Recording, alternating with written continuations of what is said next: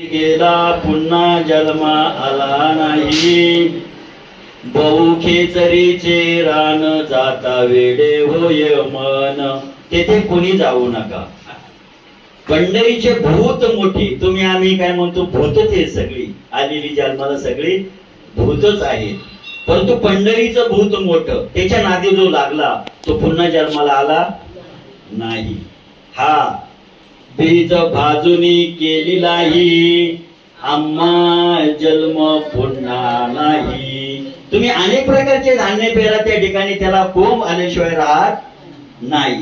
जमिनीची मशागत केली त्या ठिकाणी तुम्ही बीज पेरलं की त्या ठिकाणी कोंब येतो. परंतु तुम्ही लाई टाका किंवा भाजलेली ज्वारी टाका बरं जमिनीमध्ये, पुन्हा जन्म नाही.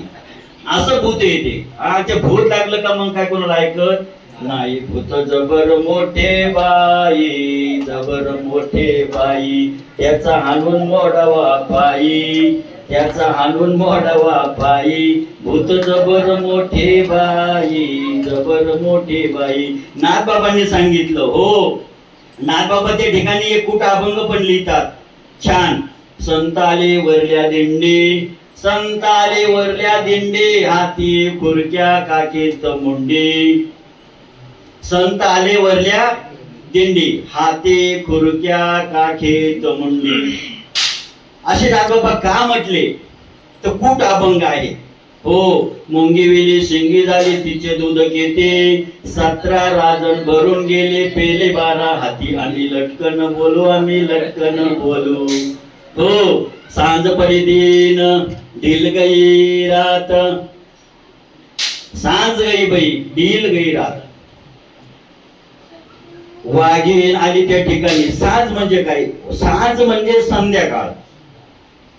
हा, ती संध्याकाळ. संध्याकाळ म्हणजे माणसाचं काय आहे? म्हातारपण आहे. वाघिणीने त्या गायीला घेरलं. वाघीण बिचारी उपाशी गेली नाही. वाघीण उपाशी गेली नाही कारण संध्याकाळ आली. माणूस म्हातार झालं की त्याला काय करतो? काय ठेवत नाही.